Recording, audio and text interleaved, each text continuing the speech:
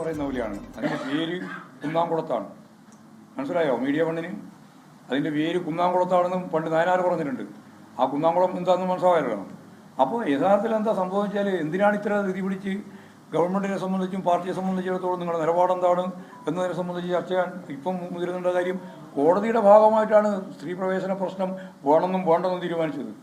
അത് അടിസ്ഥാനപ്പെടുത്തിയിട്ടുള്ള നിലപാടാണ് ഇവിടെ എല്ലാ കാര്യവും ഗവൺമെൻറ് എടുക്കുക. പിന്നെ പാർട്ടി എടുക്കുന്ന നിലപാടെന്താണെന്ന് അത് വേറെ കാര്യം. ഗവൺമെൻറ് എടുക്കുന്നതും പാർട്ടി എടുക്കുന്ന നിലപാടും ഒന്നായിക്കൊള്ളുന്നില്ലല്ലോ. ഗവൺമെന്റിന്റെ നിലപാടുണ്ടാവും. ഒരു പ്രതിസന്ധിയില്ല. ഞങ്ങൾക്ക് എന്ത് പ്രതിസന്ധി തോന്നിയിരിക്കുന്നു? നിങ്ങൾ പ്രതിസന്ധി ഉണ്ടാക്കാൻ വേണ്ടിയിട്ടാണ് നോക്കുന്നത്. ഞങ്ങൾക്ക് അതിൻ്റെ അകത്ത് ഒരു പ്രതിസന്ധിയില്ല. പ്രതിസന്ധി ഉണ്ടാവണം എന്ന് ആഗ്രഹിക്കുന്നതാണ് മീഡിയ വൺ ഉൾപ്പെടെ. അതുകൊണ്ടാണ് ഇങ്ങനെയാണ് പറഞ്ഞത് നേരത്തെ. ഇല്ല എന്ന് പാർട്ടിക്ക് അത് വേണം കയറ്റിങ്ങിൽ. മനസ്സിലായോ? ആ പോയിന്റ് മനസ്സിലായോ? അങ്ങനെ പെട്ടെന്ന് മനസ്സിലാവില്ല മീഡിയ വണ്ണിന്. കമ്മ്യൂണിസ്റ്റ് പാർട്ടി എടുക്കുന്ന എല്ലാ നിലപാടും അതേപോലെ ഗവൺമെൻറ് കൈകാര്യം ചെയ്യാണെന്നുള്ള തിരിധാരണയാണല്ലോ ഉള്ളത്. അതുകൊണ്ടല്ലേ ഇപ്പം ഹെഡിങ് ആകാൻ നിങ്ങൾക്ക് തോന്നിയേ. നിങ്ങൾ ഒരു കാര്യം മനസ്സിലായിരിക്കും. Communist Party of India Marxist എന്ന് പറയുന്നത് ഇടതുപക്ഷ ജനാധിപത്യത്തിനുള്ള പ്രധാനപ്പെട്ട പാർട്ടിയാണല്ലോ. എന്താ അല്ല, നിങ്ങൾ ശ്രദ്ധിക്കുന്നുണ്ടോ? നിങ്ങൾക്ക് വേണ്ടിയാണ് പറയുന്നത് ഞാനിത്.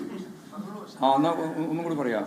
അതായത് CPIM എടുക്കുന്ന എല്ലാ കാര്യവും, ഇനി ഇടതുപക്ഷ ജനാധിപത്യ മുന്നണി എന്ന രീതിയിൽ എടുക്കുന്ന മുഴുവൻ കാര്യവും അതേപോലെ തന്നെ ഗവൺമെൻറ് എന്ന രീതിയിൽ ബൂർഷ്വാ സമൂഹത്തിൻ്റെ ഭാഗമായി പ്രവർത്തിക്കുന്ന ഭരണകൂട വ്യവസ്ഥയാണല്ലോ.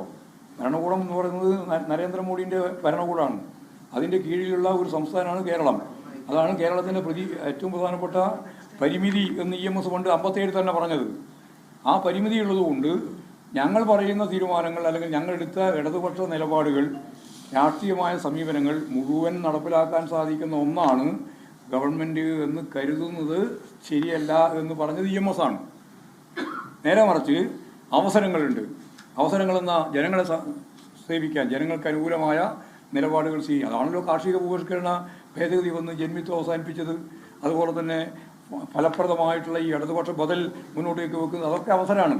ഈ അവസരം ഉപയോഗിക്കുക, പരിമിതി എന്താണെന്ന് മനസ്സിലാക്കുക. ആ പരിമിതിയാണ് ഇത് ഞാൻ പറഞ്ഞത്.